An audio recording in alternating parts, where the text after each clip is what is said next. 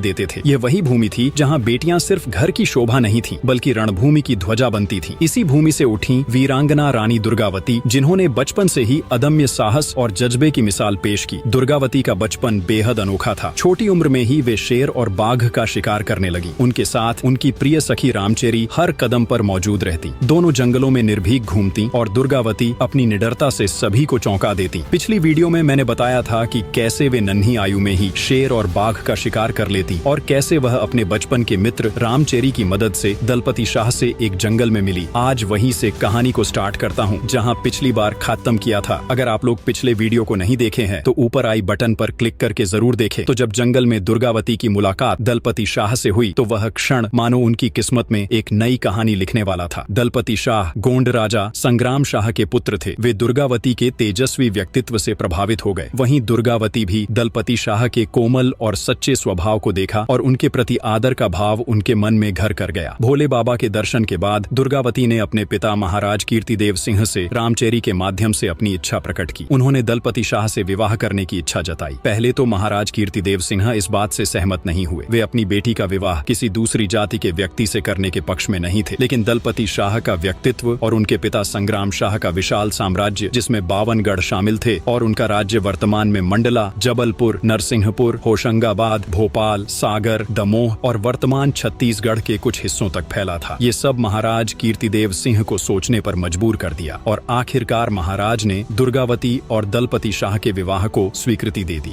तब साल 1542 में दुर्गावती और दलपति शाह का विवाह संपन्न हुआ और इसी के साथ दुर्गावती अब रानी दुर्गावती बन गई। उनका नया जीवन शुरू हो चुका था। 3 साल बाद 1545 में रानी दुर्गावती ने एक पुत्र को जन्म दिया जिसका नाम वीर नारायण रखा गया। रानी दुर्गावती का जीवन अब सिर्फ उनके परिवार तक सीमित नहीं था। गोंड साम्राज्य की रानी बनने के बाद वे पूरे राज्य की मां, मार्गदर्शक और रक्षक बन चुकी थीं। लेकिन जहां साल 1545 में एक और पुत्र प्राप्ति की खुशी हुई तो वहीं एक और दुख की खबर भी आ गई। हुआ ये था कि गोंड राजवंश और चंदेल राजपूतों के मेल ने कई राजनैतिक समीकरण बदल दिए थे। इस मेल ने शेरशाह सूरी को चौंका दिया, जो अपनी सत्ता का विस्तार करते हुए हर किसी को अपने अधीन करना चाहता था। मैं यहाँ बताता चलूं कि शेरशाह सूरी, जिनका असली नाम फरीद खान था, एक कुशल शासक और रणनीतिकार के रूप में इतिहास में दर्ज है। पठान वंश में जन्मे शेरशाह ने बाबर की सेना में एक साधारण सैनिक के रूप में अपने करियर की शुरुआत की थी। अपनी लगन और सूझबूझ के चलते उन्होंने न केवल बाबर का विश्वास जीता बल्कि धीरे धीरे बिहार का राज्यपाल बनते हुए खुद को एक ताकतवर नेता के रूप में स्थापित कर लिया। 1530 में बाबर की मृत्यु के बाद जब हुमायूं दिल्ली की गद्दी पर बैठे,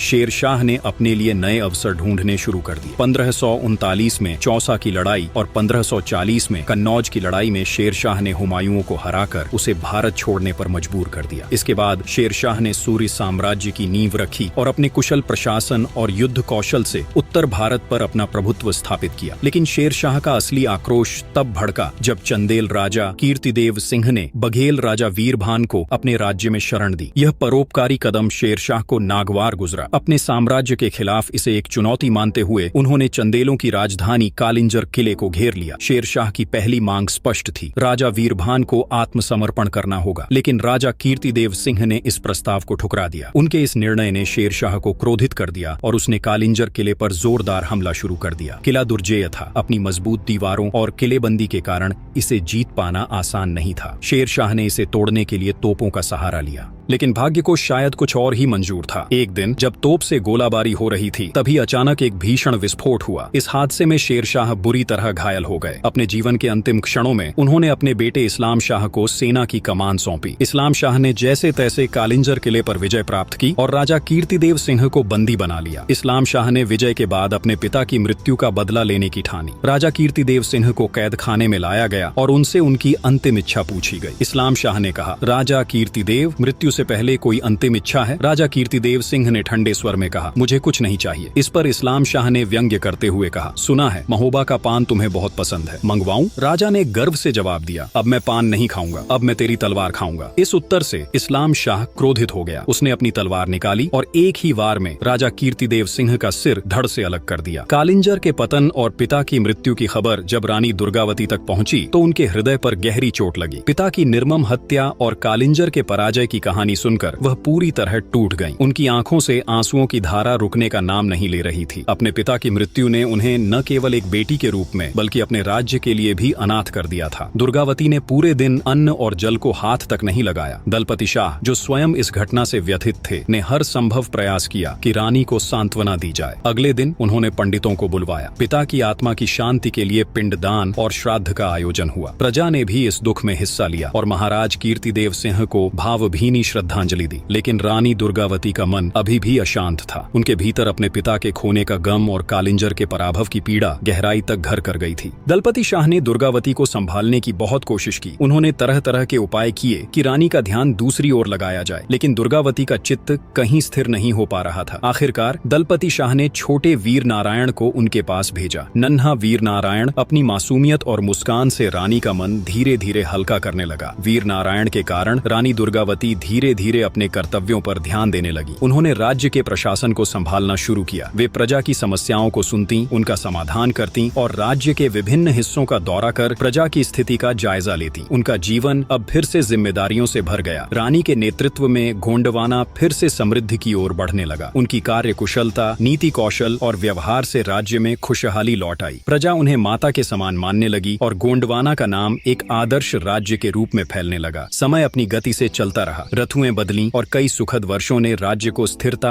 और शांति प्रदान की। लेकिन इस सुखमय समय के बीच एक शाम महाराज दलपति शाह ने रानी से कहा, बहुत समय हो गया शिकार पर नहीं गए, अब मन कर रहा है कि जंगल की सैर की जाए। दुर्गावती ने महाराज की इच्छा को समझते हुए शिकार के लिए स्वीकृति दे दी। अगले दिन की तैयारी शुरू हो गई। लेकिन जब सुबह हुई और दलपति शाह शिकार के लिए निकलने वाले थे, तभी अचानक उन्हें बेचैनी महसूस हुई। उन्होंने दुर्गावती को आवाज लगाई, मुझे लगता है शरीर में कुछ ठीक नहीं है, शायद तेज बुखार है। शिकार का कार्यक्रम तुरंत स्थगित कर दिया गया। दुर्गावती अपने पति के साथ राजधानी लौट आईं। उनकी आंखों में चिंता साफ झलक रही थी। राज्य की सुख समृद्धि के बीच यह क्षण एक नए संकट का संकेत था। रानी को अंदेशा हो गया था कि आने वाले दिन उनकी परीक्षा लेने वाले हैं। इधर महाराज दलपति शाह का स्वास्थ्य दिन पर दिन लगातार बिगड़ता जा रहा था। तेज बुखार ने उन्हें बिस्तर से जकड़ लिया था। रानी दुर्गावती ने हर उपाय आजमाया। आयुर्वेदिक औषधियाँ, देवी देवताओं की पूजा, दान पुण्य, मंदिरों में प्रार्थना, संत महात्माओं की शरण, यहाँ तक कि झाड़ फूंक और तावीज तक, लेकिन कुछ भी कारगर नहीं हुआ। महल का हर कोना जैसे सूना हो गया था। रानी का मन भी भारी हो गया था, लेकिन उन्होंने अपने आंसुओं को रोके रखा। एक दिन सुबह रानी ने महाराज को सूर्य के दर्शन कराने की कोशिश की। उन्होंने धीरे से कहा, महाराज देखिए सूर्य निकल आया है, क्या आज आप उन्हें प्रणाम नहीं करेंगे? लेकिन महाराज की शक्ति जैसे खत्म हो चुकी थी। उन्होंने इशारा किया कि उन्हें उठाने की कोशिश न की जाए। उनकी आवाज कांप रही थी, शब्द लड़खड़ा रहे थे। रानी दुर्गावती ने उनकी बात ध्यान से सुनी और अश्रुधारा थामे अपने कर्तव्यों की ओर लौट आईं। और साल 1550 में दलपति शाह 5 वर्षीय पुत्र वीर नारायण और दुर्गावती को छोर स्वर्ग सिद्धार गए। उनके बारे में लेखक शंकर दयाल भारद्वाज ने एक कविता लिखा है, जिसे मैं गाने के रूप में आपको सुना देता हूँ।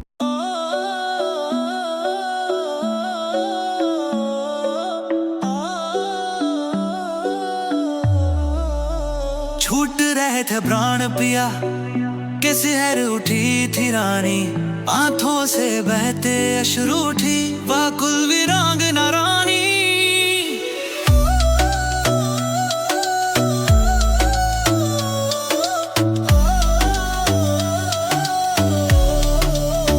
कासा ये जीवन का खेल जो प्रेम में बिछोना है, आप बिन ये सारा जग सोनापन ही बिखाए। सपने में भी तुम बिखो, दिल को तसल्ली मिल जाए, पर जगते ही सब भ्रम टूटे, फिर से वही तन्हाई छाए। यादें तेरी अभी है मेरे दिल के आंगन में, तुझसे ही थी मेरी सजीवता, अब जीवन भर रंग में।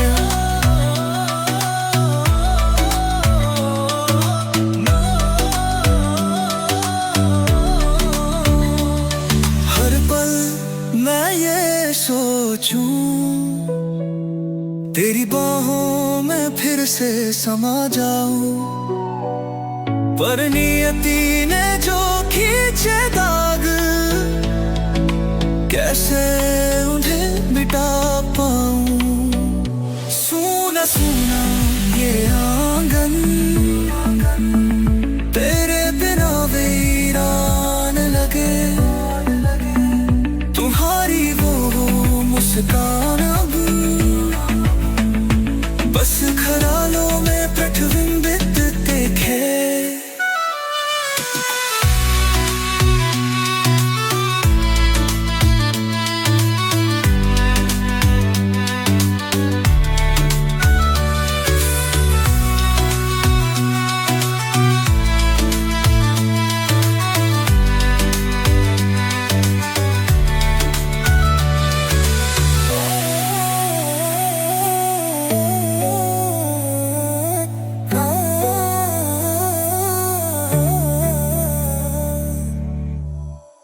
उम्मीद है आपको गाना पसंद आया होगा। आगे महाराज दलपति शाह के निधन का समाचार जंगल में आग की तरह पूरे राज्य में फैल गया। गोंडवाना की प्रजा शोक में डूब गई। महल में रोने की आवाजें गूंज रही थीं। पास खड़े चंद्र सिंह फूट फूट कर रो रहे थे, जबकि आधार सिंह महाराज की मरघट की तैयारियों में जुट गए। चंद्र सिंह ने रोते हुए रानी दुर्गावती से कहा, भाभी सब खत्म हो गया, आपके बिना यह राज्य अधूरा हो जाएगा, लेकिन कुल की परंपरा निभाना भी हमारा कर्तव्य है। रानी ने गंभीरता से उत्तर दिया, देवर जी, अपने ज्येष्ठ भ्राता की मरघट पर ध्यान दो, मेरे कर्तव्य का निर्णय मुझ पर छोड़ दो। कुछ समय बाद यह घोषणा की गई कि रानी दुर्गावती सती नहीं होंगी। महाराज दलपति शाह ने स्वयं उन्हें आदेश दिया था कि जब तक वीर नारायण सिंहासन संभालने योग्य न हो जाएं, रानी को राज्य का दायित्व निभाना होगा। इस निर्णय ने शोक में ग्रस्त प्रजा को एक नया जोश दिया। कुछ दिनों के बाद राज्याभिषेक की तैयारियां शुरू हो गईं। वीर नारायण को राजा का पद सौंपा गया और रानी दुर्गावती उनकी संरक्षिका बनी। हालांकि जब चंद्र सिंह ने विधवा के रूप में रानी को देखा तो उनकी आंखें भर आईं। उन्होंने रानी से कहा, भाभी जी, यह वेश परंपरा के अनुकूल नहीं है। रानी ने शांत स्वभाव से उत्तर दिया, आपको जो सही लगे वह करें, लेकिन मैं अपनी जिम्मेदारियों से पीछे नहीं हट सकती। आप सोच रहे हो जो दुर्गावती अपने सहेली रामचेरी के साथ कितने मस्त मौला मस्ती करती थी, वो दुर्गावती को उस समय कितना ट्रोल सहना पड़ रहा होगा, क्योंकि उस समय की आम धरना था कि अगर पति की मृत्यु हो जाती है तो पत्नी भी उसी चिता पर अपने आप को समाप्त कर ले। ऐसा नहीं करना। कितना साहस भरे कदम थे आप लोग, एक बार इमेजिनेशन करके देखो। खैर, इस विषम परिस्थिति में आधार सिंह ने रानी की हर संभव सहायता की। रानी दुर्गावती के साहस, दृढ़ता और सूझबूझ ने गोंडवाना को फिर से संभाल लिया। वीर नारायण को नीति और युद्ध कला की शिक्षा दी जाने लगी। रानी ने न केवल उनकी शिक्षा दीक्षा का ध्यान रखा, बल्कि प्रजा को भी अपने बच्चों की तरह संभालना शुरू कर दिया। गोंडवाना राज्य को जो दुर्बल समझने लगे थे, उनको रानी ने भ्रम से बाहर निकाल फेंका। उन्होंने कड़े कदम उठाकर सभी को यह संदेश दिया कि गोंडवाना को आंख दिखाना असंभव है। सेना का पुनर्गठन, सैनिकों का प्रशिक्षण और राज्य की सुरक्षा के लिए युद्ध नीतियों पर स्वयं नजर रखी। रानी की कुशलता से गोंडवाना की प्रतिष्ठा चारों ओर फैल गई। राज्य में सुख समृद्धि लौट आई। प्रजा ने रानी को मां का दर्जा दे दिया। ऐसे ही एक बार जब गढ़ा राज्य में भयंकर अकाल पड़ा तो रानी ने खजाने का दरवाजा प्रजा के लिए खोल दिया। उन्होंने राज्य में शिक्षा, स्वास्थ्य और रोजगार के लिए कई योजनाएं शुरू की। धर्मनिरपेक्षता उनकी नीति का एक अहम हिस्सा थी। सभी धर्मों के लोगों ने मिलकर राज्य के विकास में योगदान दिया। रानी दुर्गावती की नेतृत्व क्षमता और प्रजा के प्रति उनका समर्पण गोंडवाना को एक आदर्श राज्य बना रहा था। रानी दुर्गावती का राज्य पूर्व से पश्चिम तक लगभग 300 मील और उत्तर से दक्षिण तक 160 मील तक विस्तृत था। इस विशाल क्षेत्र में नगर, शहर और अजेय किले शामिल थे। उनके राज्य में गोंड जनजाति के लोग बड़ी संख्या में बसते थे, जो मुख्यतः गांवों में रहते थे। कुल 23,000 गांवों में से लगभग 12,000 गांव सीधे रानी के नियंत्रण में थे, जबकि बाकी उनके जागीरदारों के अधीन थे। उनकी सेना में 20,000 घुड़सवार, 1,000 युद्ध हाथी और पैदल सैनिकों की एक विशाल टुकड़ी शामिल थी, जो राज्य की सुरक्षा और व्यवस्था बनाए रखने में सक्षम थी। रानी दुर्गावती ने मालवा के शासक बाज बहादुर को कई बार पराजित किया था। शेर शाह सूरी की मृत्यु के बाद कालिंजर के किले की लड़ाई ने मालवा की राजनीति में बड़ा बदलाव लाया। मालवा पर सुजात खान का अधिकार स्थापित हुआ और उसके बाद उसका बेटा बाज बहादुर मालवा का शासक बना। बाज बहादुर ने अपने शासन को सफलतापूर्वक आगे बढ़ाया और क्षेत्र में अपनी शक्ति को मजबूत किया। गोंडवाना राज्य, जो मालवा की सीमाओं को छूता था, उस समय अपनी ख्याति के चरम पर था। रानी दुर्गावती की प्रजा में लोकप्रियता और उनकी वीरता के किस्से दूर दूर तक फैल चुके थे। यह सुनकर बाज बहादुर ने रानी को एक महिला शासक समझकर कमजोर आंका। उसने यह मान लिया कि एक स्त्री के नेतृत्व वाले राज्य को पराजित करना आसान होगा। अपने इसी भ्रम में उसने गोंडवाना पर आक्रमण करने की योजना बनाई। बाज बहादुर को इतिहास में उनकी प्रेमिका रानी रूपमती के प्रति प्रेम के लिए भी जाना जाता है, लेकिन इस समय उनका ध्यान केवल गोंडवाना को जीतने पर था। वर्ष 1556 में बाज बहादुर ने अपनी विशाल सेना के साथ गोंडवाना पर हमला कर दिया, लेकिन रानी दुर्गावती ने न केवल इस चुनौती को स्वीकार किया, बल्कि अपने अदम्य साहस और नेतृत्व से यह सिद्ध कर दिया कि वह एक कुशल योद्धा और रणनीतिकार थीं। उनकी सेना ने बाज बहादुर के हमले का डटकर सामना किया। मैदान में रानी के सैनिक शेर की भांति लड़े और बाज बहादुर की सेना को भारी नुकसान उठाना पड़ा। युद्ध का नतीजा रानी दुर्गावती के पक्ष में रहा और बाज बहादुर को पराजय का मुंह देखना पड़ा। इस विजय ने न केवल गोंडवाना राज्य की प्रतिष्ठा को बढ़ाया, बल्कि रानी दुर्गावती की वीरता के किस्से और दूर दूर तक फैल गए। बाज बहादुर, जो गोंडवाना को एक कमजोर राज्य समझ रहा था, अब रानी की शक्ति और रणनीति का लोहा मानने पर विवश हो गया। 1556 से 57 के बीच बाज बहादुर ने कई बार उनके राज्य पर हमला करने की कोशिश की थी, लेकिन रानी ने अपनी रणनीति और पराक्रम से उन्हें पीछे हटने पर मजबूर कर दिया। अपने राज्य को संगठित और मजबूत बनाने के प्रयास में रानी मुगल साम्राज्य की सीमाओं के और करीब आ गईं। उस समय मुगल सम्राट अकबर अपने साम्राज्य का विस्तार करने की योजना में जुटे थे। 1562 में अकबर ने बाज बहादुर को हराकर मालवा को अपने साम्राज्य में मिला लिया, जिसके कारण रानी दुर्गावती का सीमा बिल्कुल ही मुगल साम्राज्य की सीमाओं के करीब आ गई। इसके मुगल सेनाएं अब धीरे धीरे गढ़ा कटंगा की ओर बढ़ने लगी। इस दौरान कारा मानिकपुर के मुगल सूबेदार असफ खान ने रानी दुर्गावती के साथ व्यापारिक संबंध बनाने का प्रयास किया। उन्होंने कूटनीति के आवरण में जासूस भेजकर रानी की सेना, खजाने और सामरिक स्थिति की जानकारी एकत्र की। कुछ समय बाद असफ खान ने सीमावर्ती गांवों पर छापे मारने शुरू कर दिए। 1564 में उन्होंने एक विशाल मुगल सेना के साथ गढ़ा कटंगा पर आक्रमण कर दिया। उनके पास 10,000 घुड़सवार, पैदल सैनिक और तोपखाने की शक्ति थी। इस समय रानी की सेना के कुछ सैनिक देहात में तैनात थे, जबकि कुछ छुट्टी पर थे। ऐसे में गोंड सेना पूरी तरह से तैयार नहीं थी। रानी के प्रमुख मंत्री आधार सिंह ने सलाह दी कि इतनी शक्तिशाली मुगल सेना के सामने युद्ध से बचा जाए और बातचीत का मार्ग अपनाया जाए, लेकिन रानी दुर्गावती के लिए यह सुझाव अस्वीकार्य था। उन्होंने दृढ़ता से कहा, अपमान और हार के साथ जीने से बेहतर है कि प्रतिष्ठा के साथ मृत्यु को गले लगाया जाए। रानी ने अपने सैनिकों को संगठित करना शुरू कर दिया और लड़ाई के लिए तैयार हो गईं। उनके लिए यह युद्ध केवल अपने राज्य की रक्षा का नहीं, बल्कि आत्मसम्मान और स्वतंत्रता का सवाल था। अगले दिन ही मुगल सेना ने गढ़ा कटंगा को घेरना शुरू कर दिया। रानी दुर्गावती ने मुश्किल हालात में भी हिम्मत नहीं हारी। केवल 500 सैनिकों की छोटी सी टुकड़ी के साथ उन्होंने मुगलों का सामना करने की ठान ली। पहाड़ियों और घने जंगलों के बीच से गुजरते हुए उन्होंने रास्ते में अपने बिखरे हुए सैनिकों को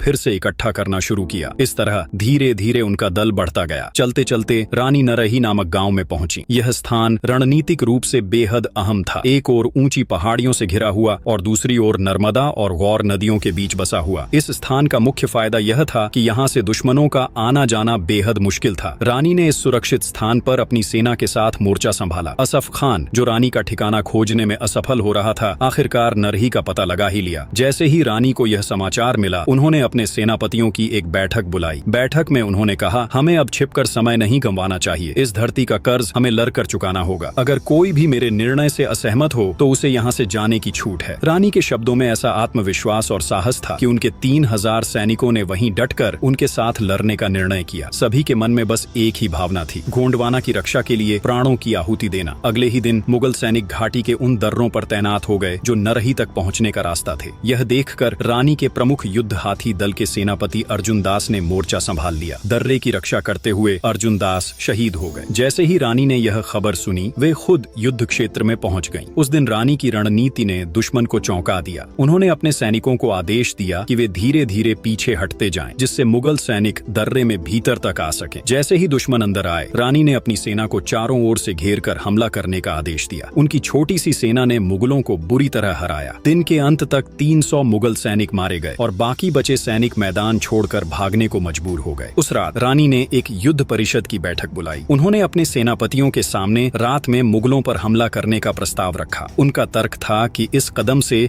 मुगलों को अपनी तोपें घाटी के भीतर लाने से रोका जा सकता है, क्योंकि रानी को कहीं न कहीं यह अंदेशा हो रहा था कि अगले दिन ही आसिफ खान तोपों को दर्रे के भीतर ले आएगा। लेकिन उनके सेनापतियों ने इस योजना को खारिज कर दिया, क्योंकि वे रात के अंधेरे में जोखिम उठाने से डर रहे थे। रानी ने उनकी बात मान ली, लेकिन उनके मन में कहीं न कहीं यह ख्याल था कि इस अवसर का फायदा उठाना चाहिए था। अगले दिन रानी दुर्गावती की आशंका सच साबित हुई। असफ खान ने अपनी विशाल तोपों को दर्रे के भीतर ले आने का आदेश दे दिया। दुश्मन की इस चाल ने रानी को और सतर्क कर दिया। उन्होंने तुरंत युद्ध का मैदान संभालने का निर्णय लिया। अपने बख्तरबंद कवच से लैस और अपने प्रिय युद्ध हाथी सरमन पर सवार होकर रानी दुर्गावती और उनके बेटे वीर नारायण ने सेना की कमान संभाली। उनकी रणनीति और वीरता ने मुगलों को 3 बार पीछे हटने पर मजबूर कर दिया। दुर्गावती की सेना ने इतनी बहादुरी दिखाई कि दुश्मन हताश होने लगा, लेकिन इस बीच दुश्मन के विशाल सैन्य बल का असर दिखने लगा। दोपहर के करीब वीर नारायण को गहरे घाव लग गए। उनकी हालत गंभीर हो गई थी और उन्हें युद्ध क्षेत्र से बाहर एक सुरक्षित जगह पर हटाना पड़ा। यह दृश्य रानी के लिए बेहद दर्दनाक था, लेकिन उन्होंने अपने कर्तव्य को प्राथमिकता दी। रानी ने अपना संकल्प नहीं तोड़ा और युद्ध का नेतृत्व जारी रखा। उनके साहस से प्रभावित होकर उनकी सेना में जोश भर गया। रानी दुर्गावती अपने हाथों में तलवार लिए दुश्मनों का संहार कर रही थीं। तभी एक तीर उनकी दाहिनी कनपटी में आकर लगा। दर्द सहते हुए भी उन्होंने तलवार नहीं छोड़ी और दुश्मनों का सामना करती रहीं। लेकिन दुर्भाग्य से दूसरा तीर उनकी गर्दन पर आ लगा। रक्त की धारा उनकी गर्दन से बहने लगी। उनका चेहरा लाल हो गया, लेकिन उनकी आंखों में अब भी अदम्य साहस की चमक थी। उन्होंने देखा कि मुगलों की सेना अब भी भारी संख्या में आगे बढ़ रही थी। घायल और कमजोर होते हुए भी रानी दुर्गावती ने अपने हाथी सरमन को आदेश दिया कि वह दुश्मनों की पंक्ति को तोड़ने में मदद करे। सरमन अपनी सूंड में घंटा बजाते हुए दुश्मनों को रौंदने लगा, लेकिन मुगल सैनिकों ने दूर से बाण वर्षा शुरू कर दी। रानी का शरीर बुरी तरह घायल था। उनके चेहरे और गर्दन से लगातार खून बह रहा था, लेकिन यह अद्भुत था कि उनकी तलवार अब भी दुश्मनों के सर कलम करती जा रही थी। ऐसा लग रहा था जैसे वे युद्ध भूमि में मृत्यु का नृत्य कर रही हों। मुगल सैनिक भयभीत होकर पीछे हटने लगे। इसी बीच रानी ने अपने मंत्री आधार सिंह को रोते हुए देखा। वे बोली, आधार, अब मेरा युद्ध समाप्त हो गया है। मेरा शरीर जवाब दे रहा है। गले की नस से बहता खून मेरे जीवन की आखिरी बूंदें हैं। अब मेरे पास अधिक समय नहीं है। दुश्मनों को मेरी मृत्यु के बाद मेरी देह तक पहुंचने का अवसर मत देना। मैं तुम्हें आदेश देती हूँ, मुझे इस कष्ट से मुक्त करो। आधार सिंह का चेहरा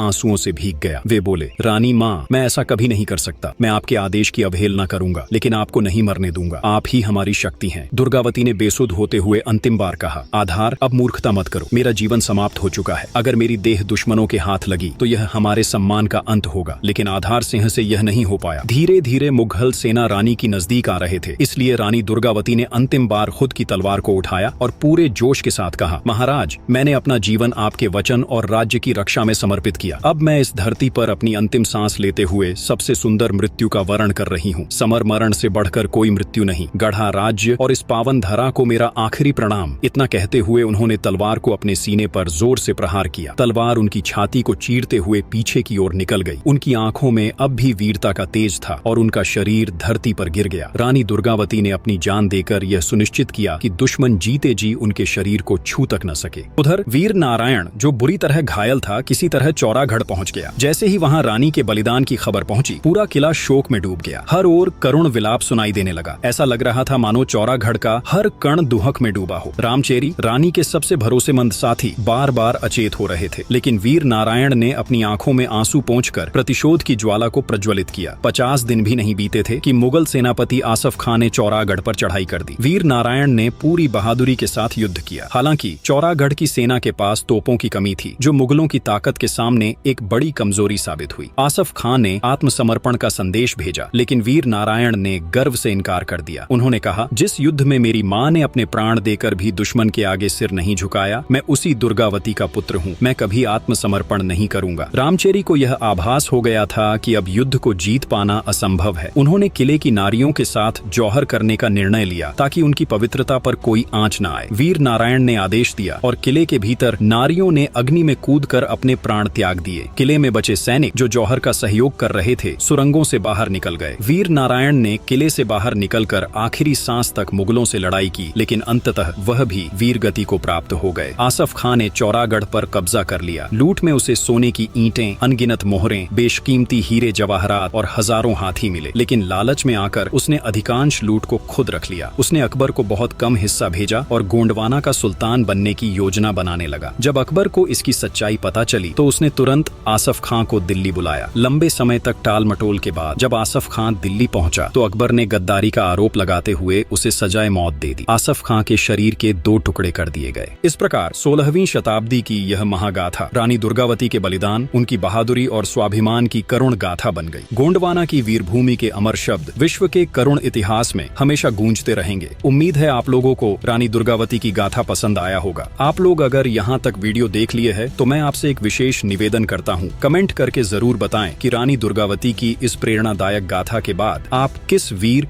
या वीरांगना की कहानी सुनना चाहेंगे। और यदि आप बुंदेलखंड के अमर योद्धाओं आल्हा उदल की गाथा सुनना चाहते हैं तो स्क्रीन पर दिख रहे वीडियो वीडियो पर जरूर क्लिक करें।